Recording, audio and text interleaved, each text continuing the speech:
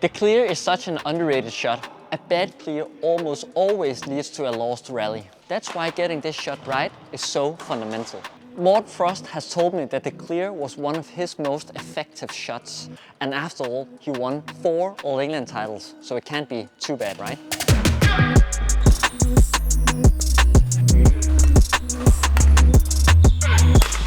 Your body rotation, your forearm, your shoulder, your grip. There are so many things that need to work together. And that's why in this video we're going to give you some simple tips to master the clear. And the good thing is that the tips in this video also applies when you want to do the drop or the clear or any other overhead shot. I see a lot of players playing the clear like this. As you can see, there's no body rotation, the grip is wrong, and also I'm not hitting the clear at my maximum height.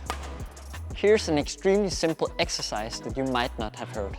If you forget the racket just for a second, I want you to try this simple small exercise. Think of the movement on the clear as you want to throw this shuttle as long as you can.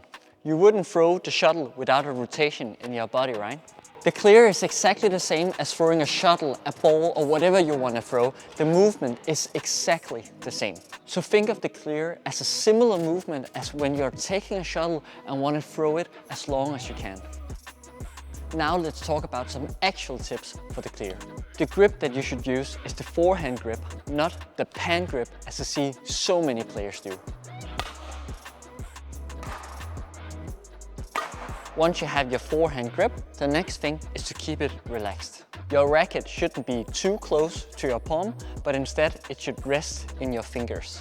Step 2, the preparation. As I'm a right-hander, I want to start with my left side towards the net. I'm using my forehand grip and want to get my shoulders into a position where I'm relaxed. Then push your elbow backwards and keep your racket in an upwards position. This position is your base for any overhead shots, whether it's the clear, it's the drop, your smash. Step 3, rotation. Once the shuttle approaches, you pull your racket backwards and your elbow upwards. It's almost at the point where your racket is pointing towards the floor. This movement here is only possible because I keep relaxing my grip. The last part here is then rotating your forearm towards the shuttle. This is where your power in your clear is generated.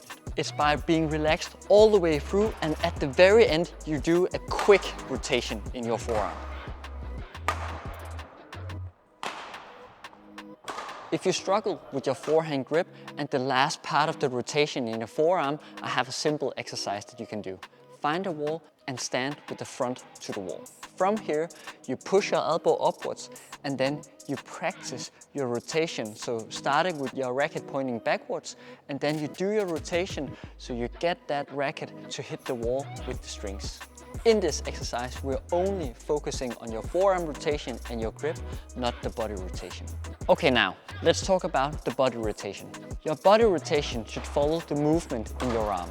As mentioned before, because I'm a right-hander, we start with our left side towards the net. So at the time your racket is pointing backwards towards the floor, that's where the body rotation starts. When you're hitting the shuttle, you should almost have a straight front towards the net. And once the shuttle is hit, you follow through with your body rotation, and that means my right side would be pointing towards the net. And as you can see, I'm ready to move into the court. And this movement is also often referred to as the scissor jump. These were the tips in getting a perfect clear. I hope you learned something from watching this. Now what you need to do is to go on court and practice the clear. Thank you for watching this, and remember, the court is a canvas for your journey.